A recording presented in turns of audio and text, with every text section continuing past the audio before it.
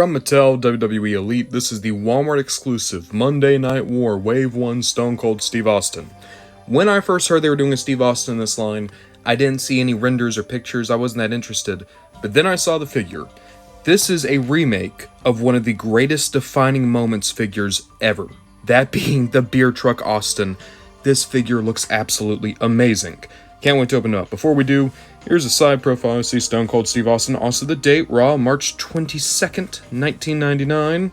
Stone Cold Steve Austin. He's from Victoria, Texas. He is 6'2".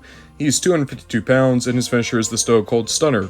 Right here it says, the Texas Rattlesnake drove a truck with a tank full of Steve Weiser down the road to WrestleMania 15, and straight up to Raw ring to hose down the corporation. I'm bad with Roman numerals, but that's 15. His career highlights: WWE Champion, Intercontinental Champion, World Tag Team Champion, also greatest wrestler of all time, at least within the WWE, so, you know, there is that as well. You can see down here the rest of the wave. Hollywood Hogan, don't care. Scott Hall, we reviewed him, he was good. Undertaker, don't care. Lex Luger, don't need the Build-A-Figure. And then on the side, just his name. Let's actually open this figure up and see if it was worth all of the wait. Like I said, this figure is a recreation of the defining moments Steve Austin. Which to say, you get the beer can, you get the cap, you get the shirt, you get this camo jacket, blue jeans. This is not a ring attire Austin.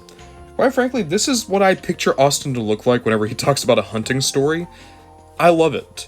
It is such a unique look for not just Stone Cold, but for wrestling figures in general. We don't get a lot of, real outfit figures like this. When we get street clothes, usually it's just blue jeans and a paint-on shirt, but here you got layers to take off. I will point this out now, we'll go over accessories proper in a minute, but we do have just a can, not officially a beer can, but come on, it's a beer can.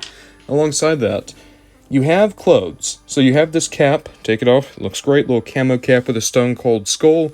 Head sculpt looks really, really good, but I will point out a little bit of paint effects on the top there. Here's the thing, right? I'm going to take the fists off as I talk about this.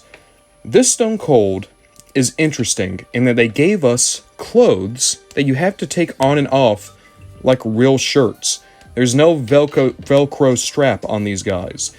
There's been a few Mattel figures like this. I think of the Ultimate Eddie Guerrero, but be aware it's going to be a little bit of a fight to get these off. Also, I love this. We got Stone Cold on the back, Austin 316 on the front. Let's raise his arms up. It's literally like you're trying to undress or dress a child. Here we go. Trying our best not to stretch out the fabric.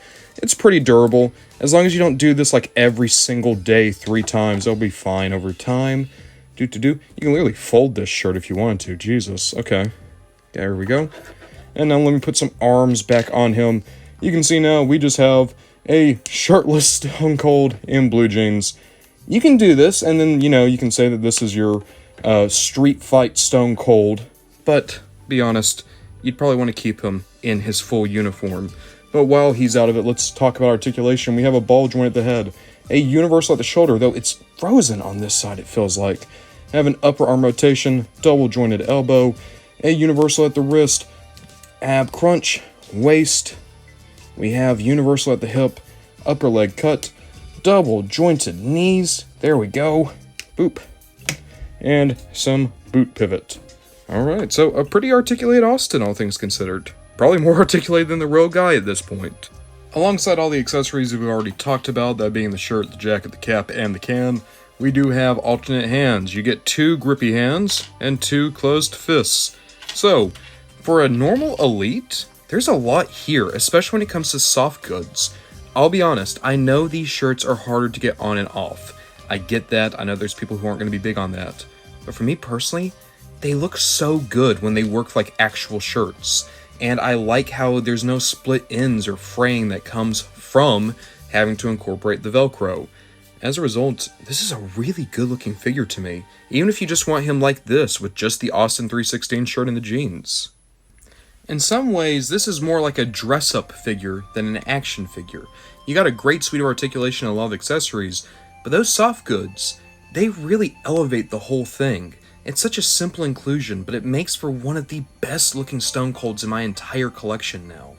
I find it funny that I was kind of down on the Monday Night War line at first, and yet I have gotten one of my favorite Bretts in years, one of my favorite Scott Halls in years, one of my favorite Stone Colds in years, Really excited to check out the Roddy Piper. And then in Wave 2, we're getting Harlem Heat and RVD. So 3 of my favorites, again. And there's already been an announcement for some of the figures to go into Wave 3. I don't think I'm going to be complete on this subline. I'm not going to be bothered about getting Build-A-Figures if the wave doesn't interest me. But there's enough here. There's enough good here. Enough here to really put meat on the bone and make me want to take a bite. For me to say, this is a great little subline. A lot better than, let's be honest, a lot of the offerings from the Ruthless Aggression line.